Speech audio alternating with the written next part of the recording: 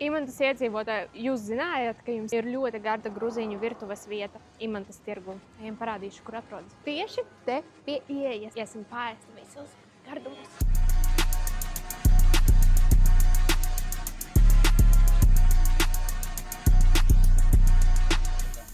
Nu ko, atnesa hačapuri, viņš izskatās rīktīgi labi tāds picas veidā. Hačapuri nereāli garšīgs, tiešām daudz siera. Mīkla ir mīksta, sviestaina. Dievišķīgais hačapuri un laiks priekš.